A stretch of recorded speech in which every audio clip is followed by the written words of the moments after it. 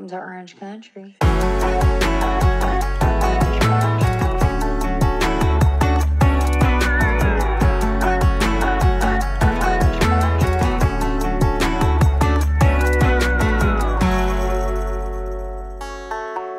New season. We are. Look at us. New.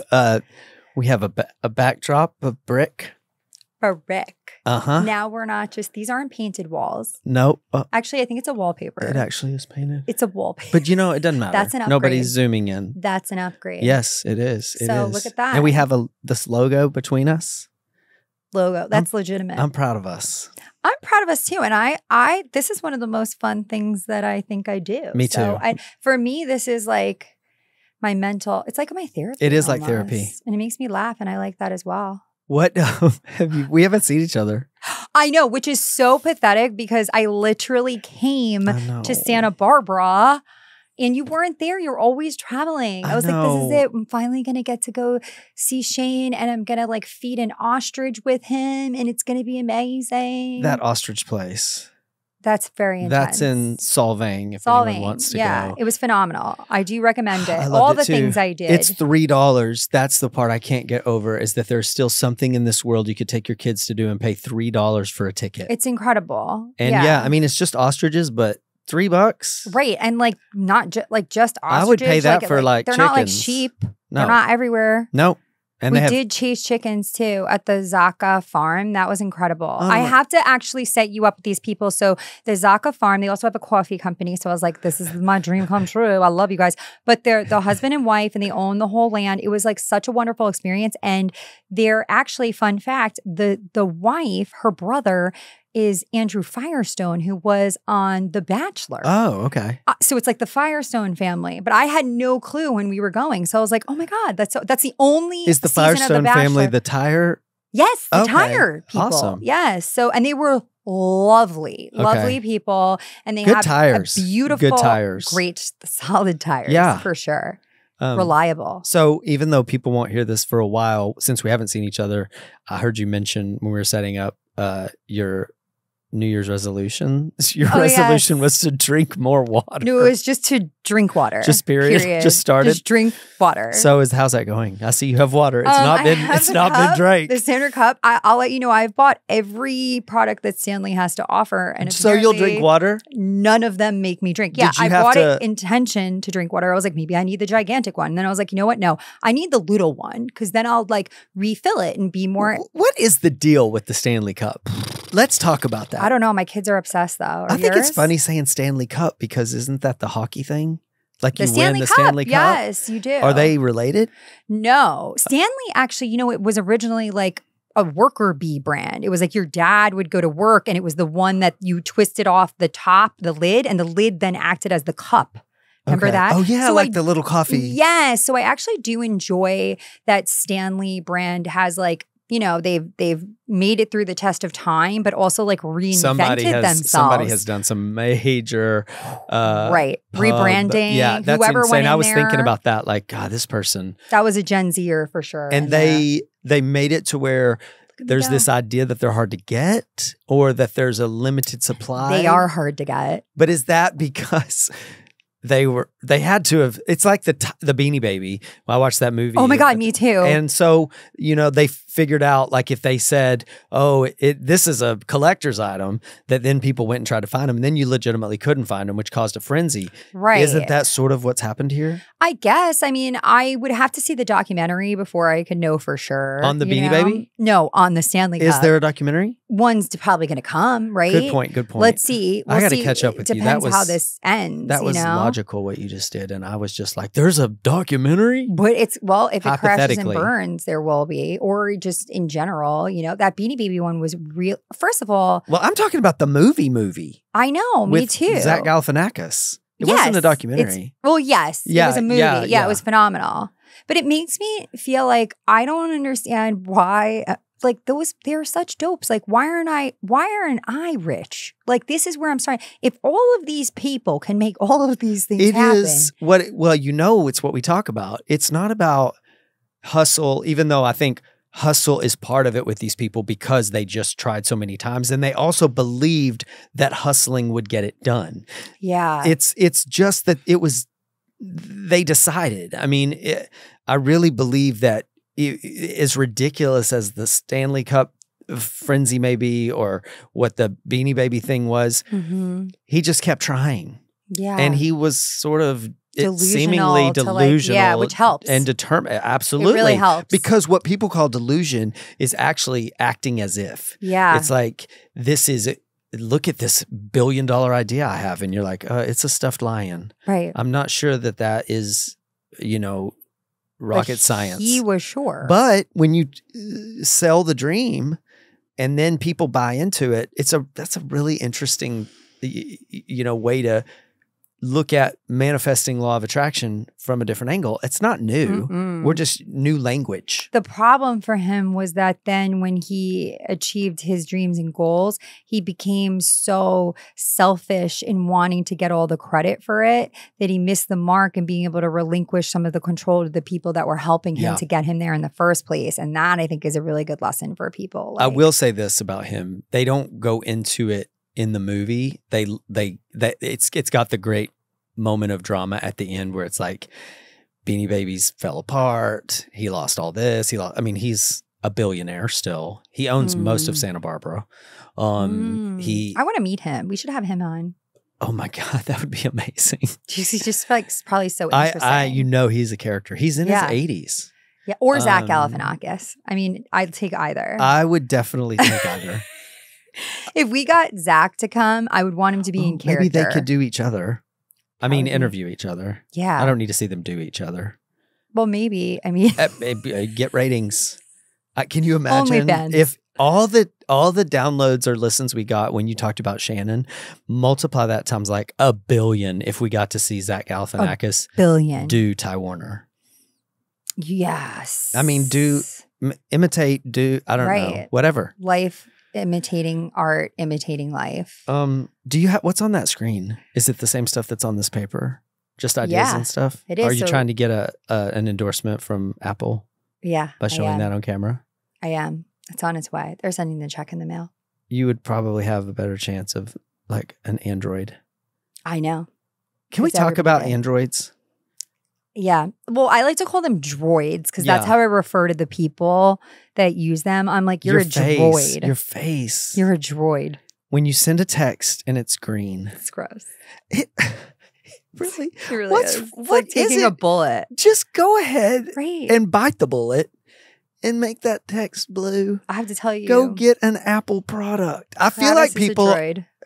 Travis is? I know, I'm sorry. But he also does have an iPhone because I made him get an iPhone because I was like, people aren't going to want to talk to you. Oh, I have some of my favorite people are droids. And I'm always like, I feel like they've just decided I'm not changing. They're stubborn. I'm not changing. People are stubborn. Just because the world has. You won't change me. They're the holdouts.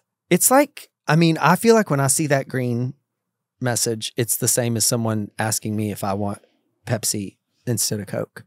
If I say, I'll have a Coke, and they say, is Pepsi okay? And I say, is Monopoly money okay? I do not want a Pepsi. You're pro-Coke. It's pro-Coke, and I'm sorry. If Pepsi wants to endorse us, great. I'll change my tune in a heartbeat and tell everybody how great it is. But I'm of the firm belief that if someone likes Pepsi over Coke, they've never tasted a Coke. Okay, so that's interesting that you say that because I understand that people take the Pepsi Coke thing very seriously. And I have always been a person that in my head, I thought I liked Coca-Cola more, but I don't like pay attention to the difference, right? I've never take the time to really acknowledge that. I think we should do a taste test. Not right now, but I want to do that with you. That would be so fun. Put them behind a little cardboard. And see which one's which. Well, because also I was in a Del Taco recently. I was just with Travis in a Del Taco. I thought you were going to say you were in a Del Taco commercial for some reason. That's what I thought. No, but call me. I wish you were. Del Taco. Hit up your girl. Because I love Del Taco. And they have sent me a gift card once. So thank you, Del Taco. I do love you. I want them to do that thing on our podcast where they edit all this. And when you look at the camera and you say Del Taco, that some graphic comes around you that You know what I'm talking Yeah, and about? it's like bing. I feel like that's like next level. A little moving taco. That's next Yeah, level. we need that. We do need that. We would be so funny if we had animation. I know. Yeah, I think we do. I think that's part of our upgrade. Really? Here. Yeah. I mean, why not? I mean, I guess when people are just listening, they wouldn't be able to see the taco. taco. And our social content. Yeah. But anyway, sorry. Okay, so I was in this Del Taco and I filled up my cup and it was a Pepsi, product place. Oh, that pisses me off. But I'm telling you, it was the first time ever that I drank it, and you're not going to like this. I was like, this tastes really good. And I was like, maybe I actually have a preference and maybe it's Pepsi. I don't know. It's not that. So now I'm confused. So now I feel that we should do that. I do want to do a taste test with you. Okay, we should definitely. I mean, honestly, I feel like I should do it too because I'm so steadfast in this and I'm so positive. But I do feel like just to, prove to myself that I haven't just, my grandmother drank Coke when I was a kid. It was like her go-to Coca-Cola, the real thing. And like with the Coke, like when it used to have actual cocaine in it. Yeah, like my grandmother was a Coke addict. No, but there was a period of time in the 80s where Pepsi was gaining a lot of popularity. So Coke changed their formula and it was called New Coke. You can look this up. It was a huge deal and it flopped huge, which is why Coca-Cola now says classic because it went back because everyone was pissed. Oh, wait, this was just a mistake. We're fine. Exactly. We're fine. We're not going to change it. And what's funny is that I remember my grandmother saying, I don't like New Coke. It tastes like Pepsi to me. And so it's always been in my mind that maybe I need to see, but I'm positive. It's like when they tried to do the diet potato chips and then everybody had anal leakage. Remember that? It's exactly like that. It was exactly like that. And then the people are like, don't fix the potato chips. Like, we understand what it is. And we know what we're getting. Have the fat, not the anal leakage. Thank you. Remember that? That was, I remember it well. That was weird. I ate all of those diet chips. If there's a diet product, I've done it. You're in. And those were called Olean. Olean, yes.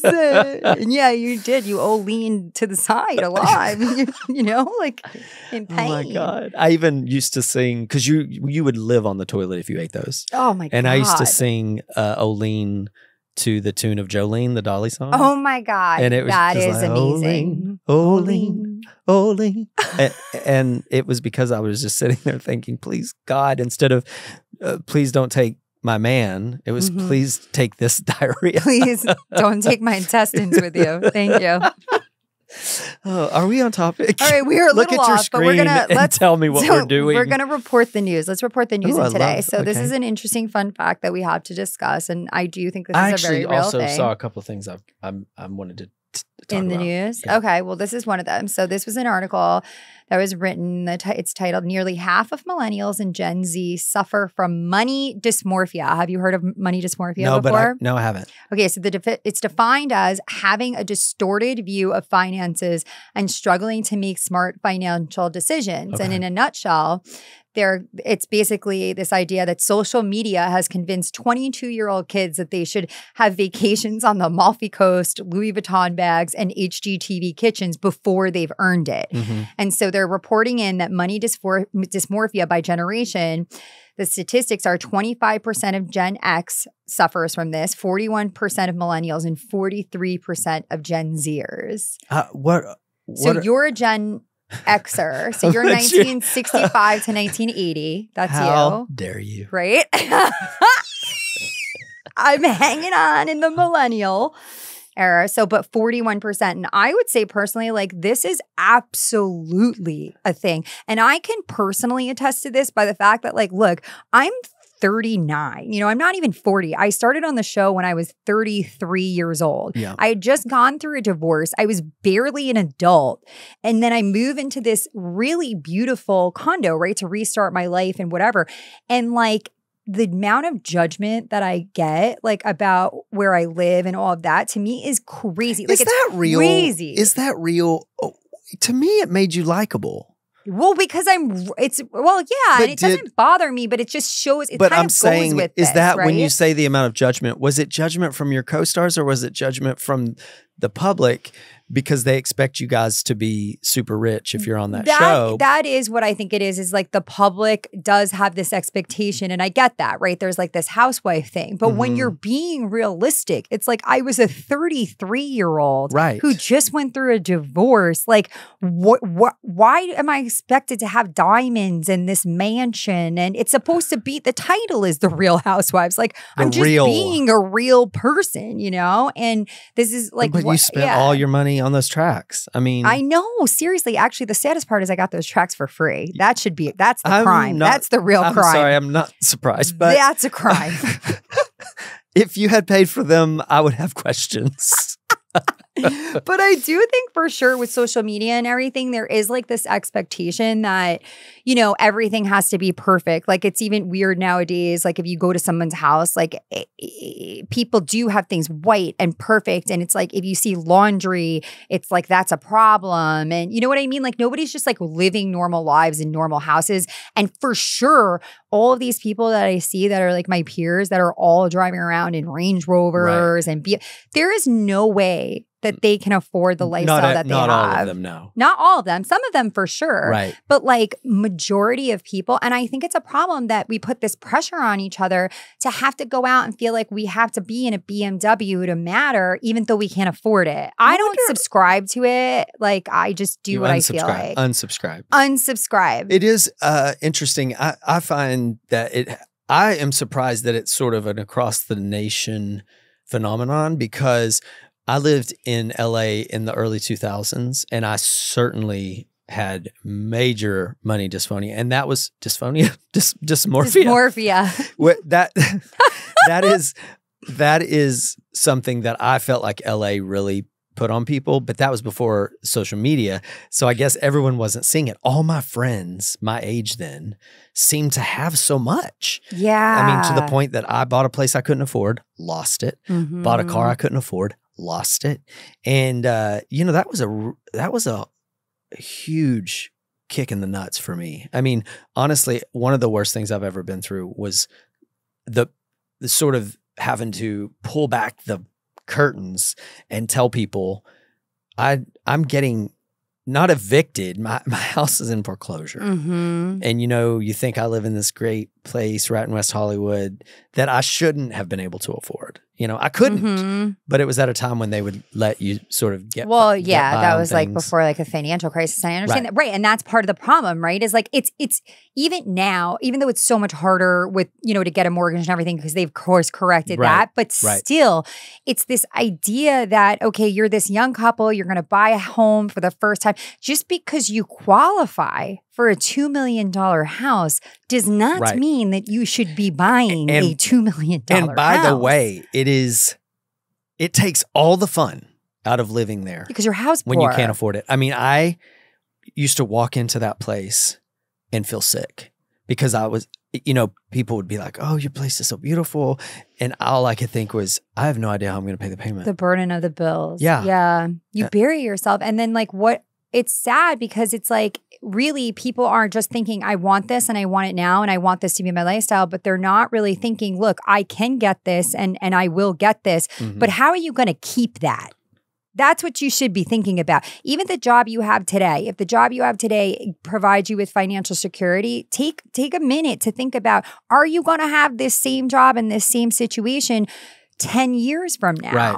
You might not. And like for me, that's something that I am very aware of and always thinking about what I'm going to do. I would like to stop working eventually one day. And I need money to be able to do that. So like to me, I would rather have a crappier car and live in a smaller environment and put 50 grand a year away for my retirement. Right. And I just would. And I know that that's the right decision. And I think it's like more people have to start thinking like that and realizing like, yeah, you might look flashy and fancy right now, but you know, this is people used to, the life expectancy used to be so much shorter too. We don't die now. No. We're living forever. I know. And we keep, you know, talking about it like, well, people are living so much longer. Somebody said the other day talking about when I turn 100, I'm like, I don't know that I need to be 100. Like, damn, I don't think I do, but I think I'm going to make it that long. I think you probably will. Yeah. Because you kind of just seem like someone that will just go on. Yeah. you know. To just annoy everybody. I'm going to be grandma that like, you know, I'm on my deathbed for 20 years. I hope the Housewives goes on that long and you're still I will be the in. oldest, longest running housewife ever. Nobody will ever be older than Vicky. My God, bless her Poor heart. Vicky. Why do I Well, that say was interesting. I did think that was very... Here's something crazy I saw in the news. Okay. Okay, it's about Taylor Swift. Oh, I love that. I love anything T-Swift. I mean, we're T-Swift crazy here. We are. So I don't want to get into politics because there's no use and people will just get pissed. But I just read, and it was on Jerry News on Instagram, which seems to be a reputable place. It's a real news thing. It's not funny. That a poll showed that 18% of Americans will vote the way Taylor Swift votes. Stop it. 18%. So the question is whether or not she'll endorse a candidate. That is wild. First of all, I just feel that maybe I love Taylor. And actually, you know what? She seems like she's made some pretty sound decisions in her life. So I don't know if you're going to follow a pop star, she's a good choice. She's so much more than a pop star, clearly. But I just found it interesting at all because... Oh, they'll follow her anywhere. I mean, I think what people are forgetting in these elections when they laugh her off instead of shake it off, that all of her fans they've gotten older and they can vote now. It's so true. You know, right? That's a They've huge come number up with her. of people that have gotten into the voting pool. Yeah. And all the moms. But 18%. That's wild. So apparently do you know where she falls politically? Has she been very vocal liberal about it? Oh, she is. Yeah. Okay. And you know. What about her boyfriend? She hasn't, I don't know. Because now people should be thinking. It's a good question. Her boyfriend is going to influence her because that just happens, right? Yeah. I'm not saying in a negative. I just mean like who you're with. Factors in. So I wonder. It'd be interesting to see where that goes. Yeah.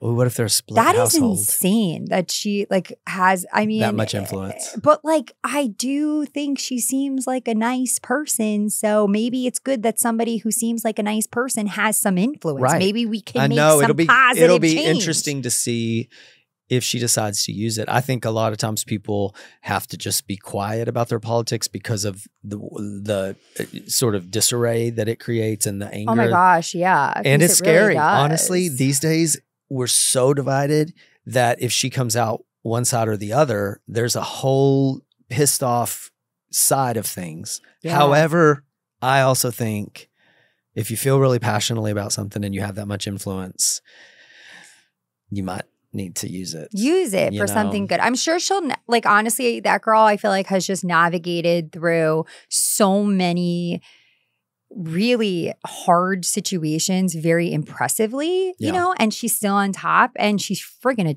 adorable, right? Yeah, she's great. I mean, she's so the talent and she's I've said that from the very beginning when she was Tears on My Guitar. Yeah. That she was a child and she wrote that song and played the guitar and she hustled. She moved to Nashville to make, I mean, she's earned it all the way and she is sensational and she's a true performer and she's smart. And there's been ups and downs. People remember there were times where torn up. She has and honestly, she didn't let it get in her way. She just kept going. And I love that my daughter watches her. Also love she's a good role model. She's a great role model. I mean, look at even her body consciousness, where she talks about in the past where she has felt like she needed to be super thin or not. And she doesn't really succumb to that now. And I'm just so glad my daughter sees this healthy woman. Yeah, she is healthy. And she's gorgeous. Yeah. But I just think she's pretty great. I know a lot of people, have Taylor Swift fatigue, but I just found it interesting that 18% of Americans. That's a remarkable number, and it will when the presidential elections are as close as they have been in the past few rounds. Can move the needle. She will move the needle if she decides to. Taylor Swift for president. I mean, we could do worse. I mean, we have done worse. I mean, a lot of the time. That's what I'm like. Okay. We'll move on from that before we get ourselves in trouble. I know. So what, if anything, now currently, what are you like watching on TV? Oh, what I are like you, this. movies, television Well, it's shows? that time of year where I feel like because of the award cycle and stuff that, you know, that a lot of things come out. So are you going to the Grammys? I am going to the Grammys. Now, when we... Are you up for a Grammy? Have you been nominated for a Grammy this year? I lose track because I know. I have been. Oh, I'm nominated for 2. For what? Okay, for what? Oh, that's so incredible. Actually, I knew that. Yeah, yes, yeah. Okay. Let's talk about that, though. I'm nominated for Songwriter of the Year, which is a new award. Holy shit, Shane. Yeah. That's freaking awesome. It is. I'm so really... this was never a category before? Last year was the first time. For Writer of the Year? Yeah. That's big time, It Shane. is. That's like a really big It's deal. all genre. So I'm up against like some incredible All Latin genre? writer. That's I'm tough. up against a huge pop writer, somebody that writes a lot of R&B. Okay. So it's cool. It's honestly just to be on that list. No, it's I never say this because I'm always like, I want to win. And I do. But it truly is an honor to be nominated in that category because songwriters have not been, lifted up in this way or championed in this way, where this is an award strictly for us. right. You know, all the Grammys that I have so far are with my association. Oh, with an award with with an the artist. Yeah, that I worked with. So, like, give me an example of one of them, the title of the award that you won, the Grammy that you won in the history. Country Song of the Year. But you accept that. So, accepting that award is the artist and you. Because I wrote it with an artist. Okay. Casey Musgraves. Oh, right. Both times. Okay. And yes, it's so it is my Grammy, but it says Casey Musgraves, Space Cowboy, writer Shane McAnally, which is amazing. And, but in the past, that's the most a songwriter could hope for. So this, award to just be the nominees, just be the names of the songwriters. To like shift that. Well, there's always been a producer of the year. And I'm not sure why. That seems even less. Well, I don't know. They've always done that. And I don't know. I don't know if it's because in the past, when you go back to the 60s and 70s, a lot of the people who won Grammys were also the writers of their songs. Maybe. And they still are, but now it's collaborative. And so I think it's also the opportunity to acknowledge a body of work, because I have things nominated this year in the country realm, in the Christian realm, and in the theater. Well, realm. I know that for Shocked. Yeah. So because of the diversity, I think is why I was acknowledged. And I think that's cool because as songwriters do different things, people don't always know that we're doing so many things. Yeah, no, for sure. Yeah. And that's really exciting. I know. I'm excited. So when is that? That's Sunday. Oh my God. Yeah. And I'm nervous for you. I know. Well, I will say I don't feel especially nervous. I do not. I've been so lucky. Not lucky. I worked for it and earned it, but it doesn't mean that you're going to win awards just because you work hard. Yeah. I've been lucky in that realm that I have been acknowledged a lot in the award circuit. What's hard for me now is getting up the energy to actually get dressed and go. Put on the tuxedo? Yeah, I'm just not a dressy person. I mean, this is dressy for me. Was this an award that's announced there that you go No, they'll up? give it before. That's annoying. I think they'll announce on the show, they'll say earlier tonight an award was given. I think they'll do that. But it's still in the pre-tell. And, that's okay. Look, we make little baby steps. I mean, you're there. Yeah. I mean, I'm watching from I'm home, going to be sitting, I assume, right next to Beyonce. So look for me. Can we talk about another powerhouse? And not to take it back to T-Swift, but like also the friendship between Beyonce and Taylor Swift is everything. It's respect. It's everything. I love it. I love that there was this toxic, like also like male energy that was like creating problems between them that really didn't exist. No. And now that that's like eliminating, they're like, hey girl, wait a minute. You're thriving. I'm thriving. And there's like this bond and this respect, like you said, in friendship. And I just think that is like so incredible. Like Taylor Swift and Beyonce, vice president, president energy. Yeah. And then you 100%. Have Adele, who also all along has been Secretary of State. Beyonce is There's a whole cabinet of powerhouse she women. Really lifts Beyonce up. And I just think that is the best thing about those particular women being dominating. Yeah. You know, they really do. World domination. True. Worldwide. And them and Barbie. And freaking Barbie. What do you think Barbie about on your sweatshirt? I know. My kids got me this. They said that I looked like ski Barbie, and I was like, this is the closest I'll ever get because I do not ski. You don't? We just went skiing. I can, like, down the bunny hill, but like I'm not trying to get hurt. I would love to watch you skiing. I feel I'm like sure the outfit would look amazing. I mean, my outfit would be on point. Yeah. For sure. But what were you going to say about Barbie? Oh, that first of all, I love Barbie. I watched it like 5,000 times. I watch it like on the regular. I just love everything about it. But I was surprised that she didn't get acknowledged. And Ryan Gosling did, which I loved him as Ken. But there is a little bit of a pinch that I feel that the entire movie is about like this like feminism movement, and then the only one to get nominated is Ken. Well, I will say just to point out, America Ferrera did get nominated too in the supporting she category. Deserves it. Yes. But yeah, but women in the main roles, I mean, it felt like such but just a horrible, what do you say? Not, snub. I guess, timing, a snub. Yeah. I mean, what were they thinking? Well, because also, it's not that, look, I don't think you should just give a prize to give a prize. Well, first of all, her performance was phenomenal. And look what Greta Gerwig did to write that and to make Barbie relevant, to make Barbie have a message when everybody thought this will be, you know, just frothy. Loosey-goosey. I just am so impressed with that movie, and it is complete bullshit. I think it is what you just said. It's proving the case of the movie. Yeah. Which is women have to do so much more and accept so much less. Yeah. And, you know, maybe when things like that happen, I have to hope that it means it continues to just add energy to it and saying, look, this is what we're talking about. So that when people see the movie and they say, what do women have to complain about? Well, then this happens. And it's like,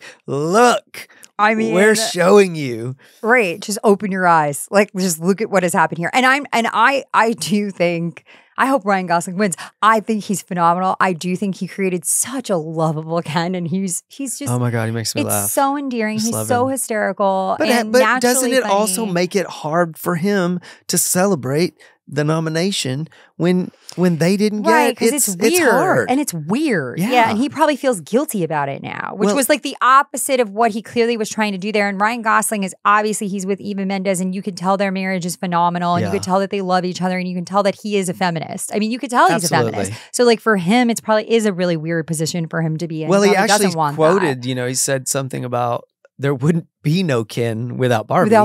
And there would be no Ken without Greta Gerwig writing this incredible part for him. It's so confusing to me. They must have just been, it almost doesn't even feel like the morning of that you would be heartbroken as much as you would be like, what? Yeah, like, right. And you know, and it's hard. Did you see what Hillary Clinton said? No. What did she say? Oh, it was such a cool, it was like, I'm paraphrasing, but it was something to the extent of, it's hard when you do because the movie made so much money. It was like, it's hard when the numbers are all on your side, but you still don't win. And there's all the statistical data is there. It's the same with her. I mean, she won by 2 million votes, but she still didn't get to be president. And I thought that was a really cool thing. Yeah, that's really weird to say, because that is it's very similar. And it also was saying, we have a long way to go, but you guys added to, you know, the front lines. You're still there. You're still moving the needle in the right direction for sure. Yeah. But I mean, there's never going to be anybody else who could ever come through and do Barbie the way that Margot Robbie did Barbie. I mean, she is Barbie. She's Barbie. And she's also the Birds of Prey one too. I know, right? She's awesome. Like she was Tonya Harding. So great. She was Tonya Harding. She's so many people. Look at her go. She definitely has Academy Awards in her future, and I think she's 100%. Already been nominated before. But she certainly that feels deserved it. Yeah, it feels a little wrong. Yeah, and I don't know who. You know, it's hard when you start talking about snubs because then you go, well, then who shouldn't have gotten it? And I don't have an opinion about that. I just know that I think she should have. Me too. Yeah. I think she should have. So have you seen any of these Academy Award nominated movies? By the time people hear this, the Academy Awards would have happened. I mean, I'm like, go Margot Robbie. Meanwhile, I don't know anyone else who was nominated. Yeah. So are you somebody that like avidly watches those kind of movies? I watch them, but I don't think that I know. I watch a lot of movies, but I don't think I have been keeping up more recent years with who actually is like at the finish line getting these awards. Did you watch Oppenheimer? Yes, loved Oppenheimer. You loved it. I did too. It was very good. That's a big front runner. Very in all good. The awards. There's a movie called Anatomy of a Fall. Okay, I just watched the preview. What? But is that related to Anatomy of a Scandal? I don't think so. Okay, because there was Anatomy of a Scandal and now it's Anatomy of a Fall. No, this is I don't think this is a true story. Okay. That doesn't say that it was. That he fell out the window. Yes. Right? I know. I'm going to watch that actually, I think, this weekend. It's really, really good. Okay. It's very strange. Yeah. But I like weird movies. But it's good. Did you see the movie that Annette Bening was the swimmer in, Naiad? No. Really, really good. I would suggest that. That is a true story. Jodie Foster's in that one. I'm gonna watch. How about I'll watch them all? Did you see Killers of the Flower Moon? No, but I thought about watching. It's great. Solid 3 times. It's great. I highly recommend. That's probably my favorite. Oh, really? Yeah. All right. Let me go back and watch, and then I'll have. Barbie was like my most entertaining. You know why movie I'm of the not year, watching those? Because I'm watching Barbie over and over, over and over and over. Right. Again. I'm not even joking. If you take a break from Barbie, watch Killers of the Flower Moon. I will. And you know what really is the biggest snub by far in probably the history of all of the Oscars is how Weird Barbie has not been nominated because I know. My God. So great. She's so great. So weird. So amazing. She is so good. And everybody had a weird Barbie. I know. That's what I loved was when everybody's reaction in the theater was like, oh my God, I had a weird Barbie. It is Weird Barbie. She's just so phenomenal. I can't even take it. It's incredible. Well, and you know what I'm watching now, though? We just started watching because me and Travis always have like one series that we're binging. Yeah. So we literally just watched the first episode of The Diplomat with Kerry Russell. Oh. It is so good. Really? Yes. Like I cannot wait to get home tonight. Okay. To literally watch the next episode because the first episode left on a cliffhanger and it's very good. We just finished Fargo, which we've loved every Fargo season. They're unconnected, the seasons you can watch. Oh, okay. I like that. This season had John Hamm and Juno Temple, who's the woman from Ted Lasso. Oh, okay. Yeah. Oh, I love her. Yes. Yeah. It's fantastic. Wait, all the Fargos have been great. If you haven't seen them, every season is special, and we love that show. And now we're related to the movies, like the movie Fargo. It's in the same area. Okay. And they're always sort of. Is that what it is? Fargo is a place. Yes. Oh, okay. Fargo, North Dakota. Oh, okay. And they all have that funny accent, and love it. It's and then we just started True Detective, which is Jodie Foster this season. I can't, to me, still True Detective, the first one. Yeah. It stayed with me, on me for is that the really long time. Woody Harrelson? Yeah. I didn't watch it. Even now, don't do it because you know what? It's phenomenal. Yeah. But there's scenes in it that to this day, it's horrifying. I have that in common with you in that I can't justify to my own body watching something that just because I know it's going to be artistically great, but it really messes me up. Because also you know that it's so fucked up, but fucked up shit like that actually happens in the world. And so then when you let your brain go there, it's it's tough to move past it. So, and it was just done so well that it felt so real. Right. And so you got to be in a good mental state to watch it. I do think the new season, the Jodie Foster season, it feels at this point a little more outrageous in that it doesn't feel so real. It's great, but it's so strange that half the time I'm like, is that possible? Could that have happened? So that's good for me if it stays in a little bit of that world. It is better. That I actually do like it too because you're like, this could never happen. That's a stretch. But then you can go to bed at night. You know what's weird that on Fargo, I have to point out something that they do on Fargo that's annoying to me, and they do it every season. They put based on a true story, and then they tell they do a disclaimer that's like, but because of in respect of the dead, the names have been changed. But the truth is they're not true. And I'm really annoyed that they can do that now, that they can put based on a true story. Not even based on a true story. It says the events happen just exactly as they're told. It's not real. You can look it up and the stories aren't real, but it's actually to add to the sort of drama of it. And I didn't think know that they could do that. They That's can. kind of crazy. I agree. I don't think, I don't like that about it, because what's happening is that you retell the story and it's like, no, that didn't actually happen.